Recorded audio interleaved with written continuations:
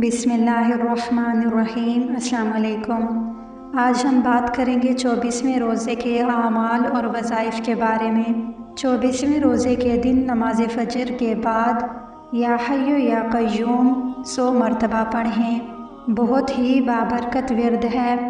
अगर कोई मुसीबत या परेशानी आ जाए तो बकसरत पढ़ने से आफतें दूर होती हैं, मुश्किलात हल होती हैं, हर परेशानी दूर होती है और हर हाजत पूरी होती है। फिर नमाज ज़ुहर के बाद सूरह फ़ातिहा 40 मरतबा पढ़े। सूरह फ़ातिहा के ज़रिए इंसान के लिए खैर और बरकतों के दरवाज़े खुलते हैं, शर और शर के असबाब के दरवाज़े बंद होते हैं। सूरह फ़ातिहा में दुनिया व आखिरत की हर किस्म की सआदत मौजूद है। फिर नमाज असर के बाद दुआए निजात 25 मरतबा पढ़ें। दुआए निजात ये है, हस्बुनल्लाहु व निअमल वकील, अलल्लाहि तवक्कलना।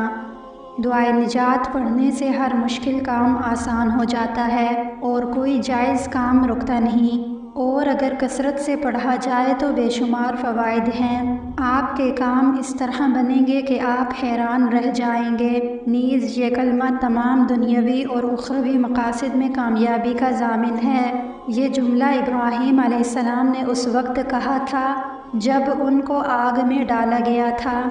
फिर नमाज मगरिब के बाद सूरह तौबा की आखिरी 2 आयात 11 मरतबा पढ़ें। इन आयात को पाबंदी से पढ़ने के और भी बहुत से दीनी, रूहानी और दुनियावी फ़वाइद हैं, लेकिन अगर आप पर बार बार जादू का असर होता है तो इन आयात को असर या मगरिब के बाद तवज्जो और मेहनत के साथ 7 मरतबा पढ़ें। जो शख्स आप पर जादू करेगा उस पर जादू वापस लौटेगा। सूरह तौबा की ये आयात जादू के इलाज में अक्सीर हैं। फिर नमाज इशा के बाद इस्तग़फ़ार 300 मरतबा पढ़ें। अस्तग़फ़िरुल्लाहल्लज़ी ला इलाहा इल्ला हुवल हय्युल क़य्यूम व अतूबु इलैह। आप सल्लल्लाहु अलैहि वसल्लम ने फरमाया, जो कोई इस्तग़फ़ार को लाजिम पकड़े, अल्लाह ताला उसके लिए हर तंगी में आसानी और हर गम से दूरी पैदा फरमाएंगे और उसे ऐसी जगह से रिज़्क़ नसीब फरमाएंगे जहाँ से उसका गुमान भी ना होगा। बाज़ लोग ये कहते सुनाई देते हैं कि हम तो तौबा के बावजूद गुनाहों से बाज नहीं आ रहे, तो फिर ऐसी तौबा और ऐसे इस्तग़फ़ार का क्या फ़ायदा। हदीस मुबारका में आप सल्लल्लाहु अलैहि वसल्लम ने फरमाया,